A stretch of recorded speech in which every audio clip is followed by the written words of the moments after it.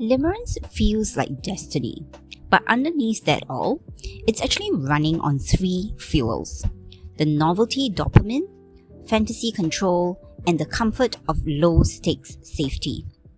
As long as those fuels are burning, nothing will really ever change.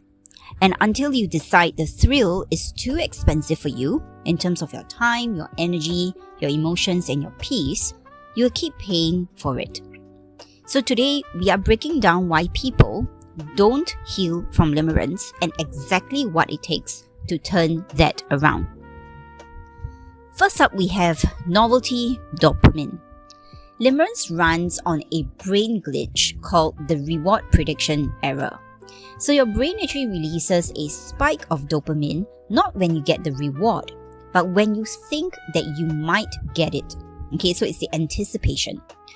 That's why refreshing their profile on social media, rereading an old text, or finding a new sign or signal that they may be interested in you gives you that little electric rush. The problem is that surge crash cycle is the same loop that we see in gambling as well as other behavioral addictions. So literally, I've said it in other videos before, limerence is an addiction. Your brain actually labels it as a solution, okay, a stress reliever instead of a problem. That is why some people can binge on free limerence content for years, but never really invest in real help. So on a chemical level, okay, it's actually working for them, okay, until it stops. Because it's very difficult to stop dopamine in that sense. It's just very, very pleasurable to the body and to the brain. And when you have something so pleasurable like that, it's very difficult to let go of the fantasy because you don't want to, because it just feels so good to you. But one somatic tip that I can actually give you is that you really need to learn how to interrupt the novelty loop. So next time you feel the urge to actually check for a sign or to look at his photo all over again, try a cold shower novelty redirect. What does that mean? So change your environment and change where or what you're doing. Okay, so the jolt of the change actually resets your nervous system and gives you a hit of novelty without the limerence spiral. So previously, when I was actually, I had almost cured from limerence, okay, completely, like probably 90% out of it, I would still experience relapses here and there. So what I did was that instead of continuing on into the spiral downwards where I would be in this sort of mental haze, I think you've experienced it before, and I would just keep going on and checking his content, re-looking at his text, or I might even text him. Okay, what I would do is that I would actually put out my phone and I would actually go and do something else. And what I used to do in those early days was I would actually splash my face with cold water. Sometimes I would actually just drop down and do push-ups or, start my exercise routine or go and make something, go and cook something, get out of the house, go for a walk. So these things, okay, when you actually change your environment and, you bring in some kind of movement, it actually helps your brain to redirect its focus to something else. And that stops or cuts off the dopamine intensity whenever you actually feel a rush of it actually, hitting your body. So that's how over time you start to kind of reinforce newer habits and you start to become less addicted to this dopamine rush. The second thing is the fantasy control. So in fantasy, nobody ever disappoints you. Okay, your limerent object never disappoints you. There are this perfect being, that really doesn't exist in reality, but they're so perfect. They never ever let you down. They are always there when you're crying. They comfort you. They are very gentlemanly. They are very handsome. They are everything basically. Okay, so in a fantasy, you get to script the perfect response from the person. Okay, so you have perfect response, perfect behavior, perfect looks, perfect timing, perfect ending. Everything is perfect. Okay, because you are literally writing the screenplay to your life, right? The ages are sanded down until they fit you perfectly. Okay, so your limerent object is literally the most amazing human being that you've ever seen. But fantasy is fantasy. Okay, the reality is that image or that paper doll partner that you actually have been dreaming of is not a real human being. Okay, and your limerent object probably doesn't even behave like that. They probably have flaws, they have things that you don't like about them. They are, maybe they are annoying, they actually have really bad habits, they are really unhygienic, you have no idea.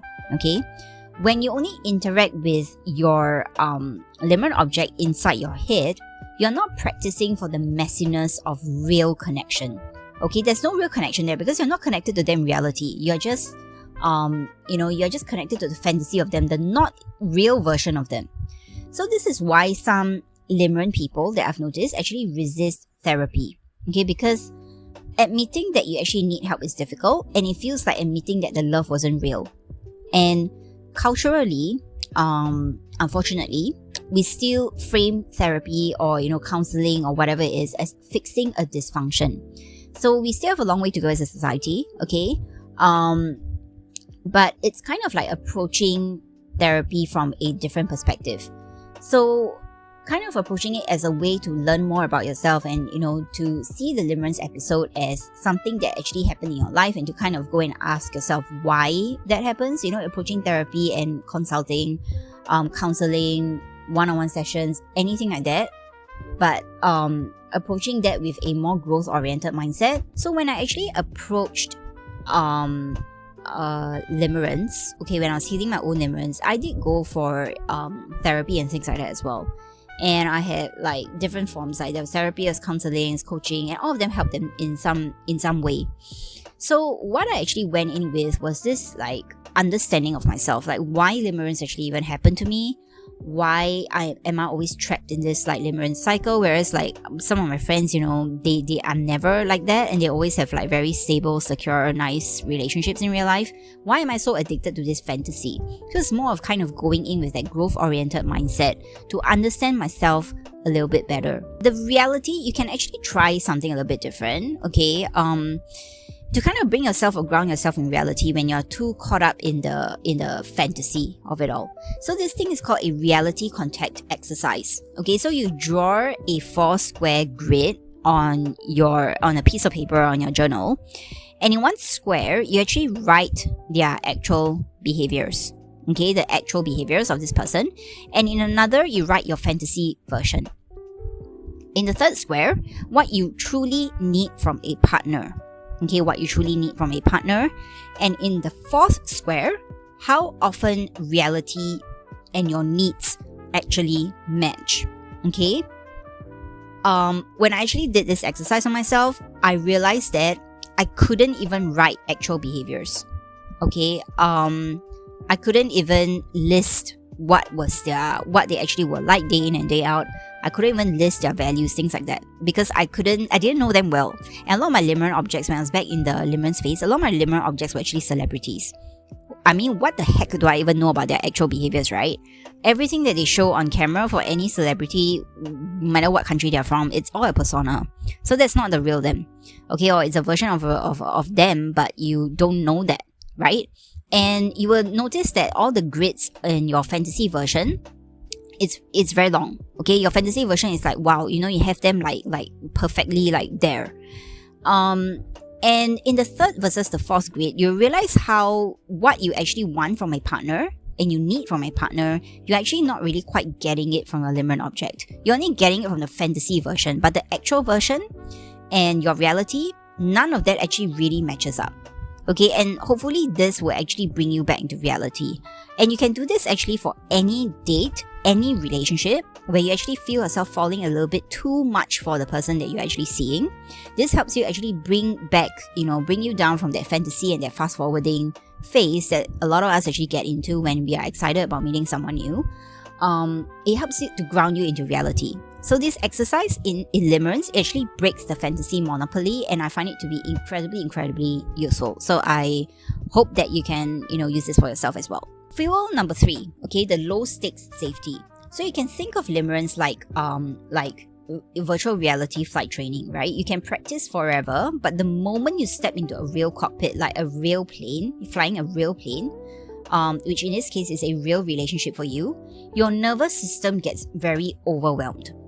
So limerence actually feels emotionally safe, okay, because it's like you're just in this VR thing, right? It's, it's not the real thing.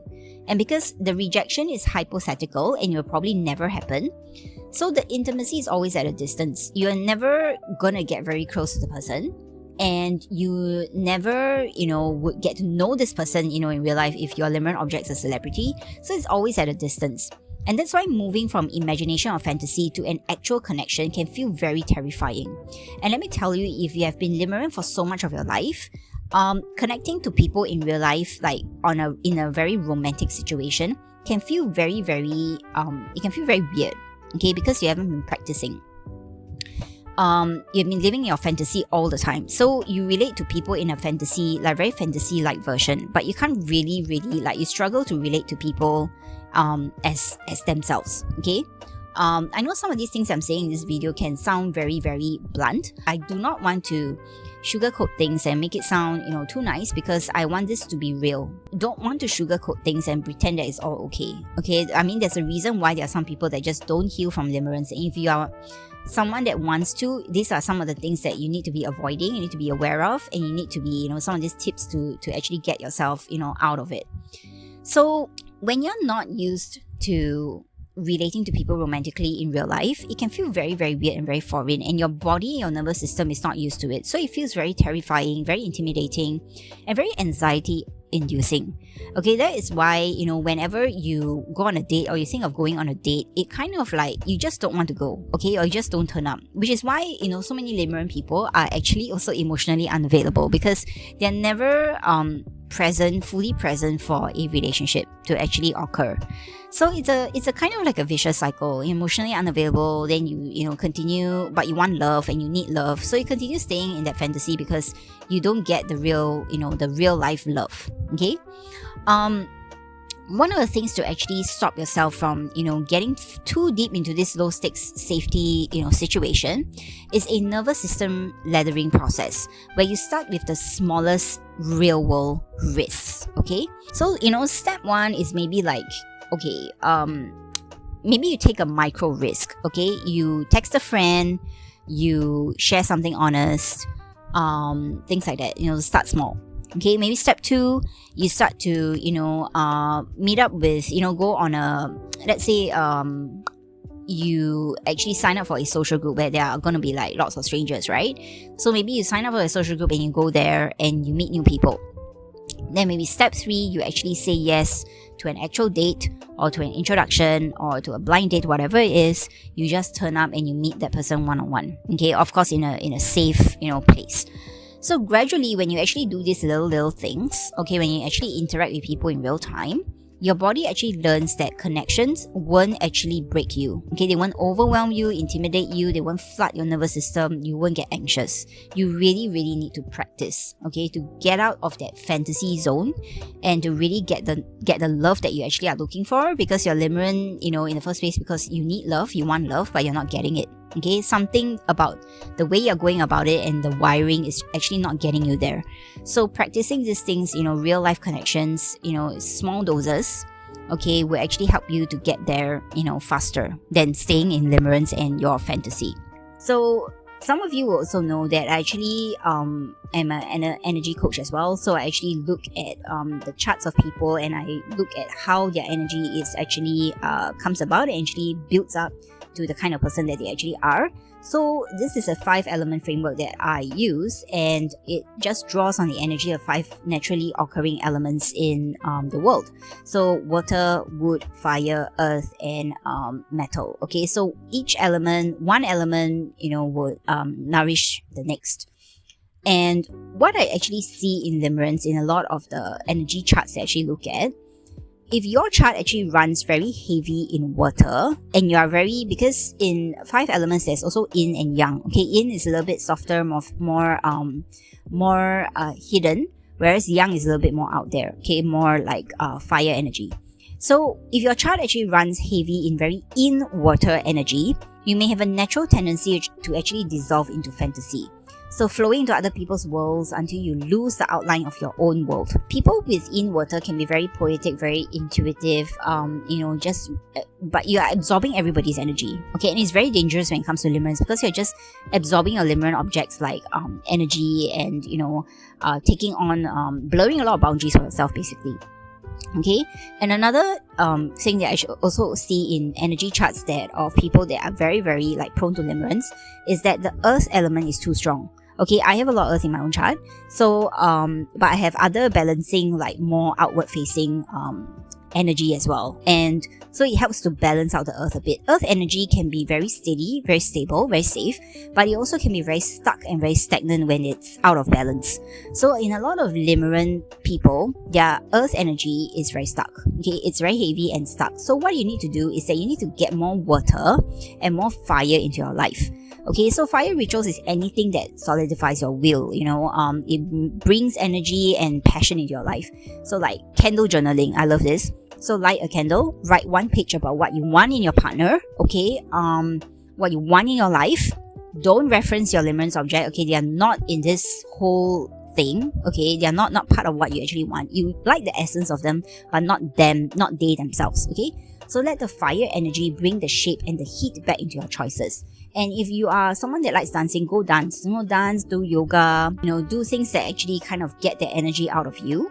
And do water related activities as well. So, like journal, spend time, swimming, take long cold showers, spend time soaking yourself in the bath, whatever it is that is actually like, that actually appeals to you. Okay. And this will actually help you to get out of that kind of stuck energy that limerence actually brings to you. So now this is a little like destiny activation challenge that I want you to kind of try. So here's your challenge. Okay, so write down one brave action that you will take in the next 24 hours that actually moves you closer to real life and moves you closer to actually what you really want in your life and away from the fantasy of your limerent object. You can post it in the comments down below below this video. I'll read them and I will definitely cheer you on, okay? Because I've been there and I understand how it feels and how it's so helpful to have someone actually encouraging you on the way. Or you can actually drop me, a message on Instagram. All my stuff, links and all that is down below. So this isn't about shaming yourself for where you are, okay? It's about giving your nervous system a new story to tell yourself, to familiarize newer habits that are actually healthier for you, okay? And I said this in another video. I'll probably link it here somewhere. But when you're on your healing journey, there are some times that you actually relapse and usually fall back into the limerent cycle all over again. This is not the time to actually be blaming yourself and feeling guilty or shameful or whatever. It's to take that information and just ask yourself, what am I getting out of this relapse? What am I getting out of limerence? Is it love that I really want? But am I getting the real love in real life? Okay. So do this, okay? Write down that brave action that you take in the next 24 hours. It might not be an action in romance, but it could be something that you've been wanting to do in your life, but you haven't been doing because limerence have been taking up so much of your energy. Okay, and I really hope that this kind of this video kind of like draws, like really hits home something for you, because honestly, I'll be very honest, okay? If you constantly you tell yourself that you want to heal from limerence, but you're not doing anything about it, chances are you won't heal, okay? I've seen cases like this before. You just stay stuck in your limerence, space bubble, and the world and life actually moves on from you. If you do not want to be like that, if you do not want to keep wasting your time every single day thinking about this person, even if it's just 10 minutes, imagine 10 minutes per day, multiply that by 365 days. How much of time you're actually wasting on a limerent object with no returns at all. this person is not going to get together with you, this person is not going to marry you, and even if you think they will, the version of whatever, the version of them they are thinking of is not the real them. So I don't want you to keep wasting your time and your energy anymore on people that actually are not supposed to be taking up this amount of, capacity in your life. Okay, I want you to really get down to doing something that is purposeful and meaningful for you, that doesn't involve anything, about your limerent object. These are I have so many resources and tips and all that across my Instagram and all other videos. Go watch them. Okay, I'll link the playlist somewhere here as well. Go watch them and go think about your own life and what you actually really want. And how this limerence thing is actually stopping you. And I also have to say, take the time to actually say this over here. Limerence could actually be a sign of underlying trauma, underlying certain mental health challenges that you could be facing. It could be a sign of certain emotional challenges as well. And it could be certain things around you probably heard of something called the shadow work. It's probably some parts of your character that you probably know, but you haven't really gotten around to accepting yet.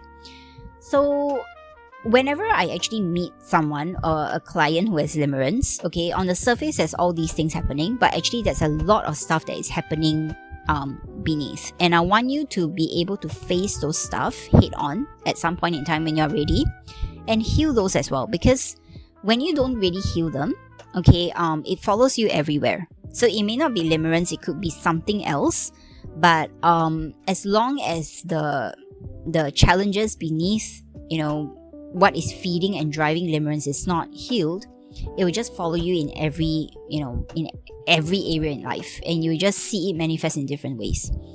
So I hope that this video was useful, as well as many other limerence videos that I've actually recorded. I hope all this is useful. And if you want to keep going, okay, I've linked all the resources down below. There's a book, there's my one-on-one consulting, okay, there's one-on-one consulting, there's also one-on-one energy reading. You can pick your bridge, you can keep watching the videos, whatever it is, but remember, the first step to healing is always yours. And know that as long as you do not get out of this limerence cycle, you do not take any actions, you're going to remain in fantasy forever. If that's where you want to remain, okay, that's your choice. But know that remaining in this bubble will never bring you the kind of happiness and the kind of love that you're actually looking for. And it will never heal you, okay? So with this video, I wish you the best, okay? I hope your healing journey, start your healing journey in some way. And I hope my videos so far have been useful to you. So I will see you in the next video, probably on another topic. And yeah, this is Sonia signing off. Take care.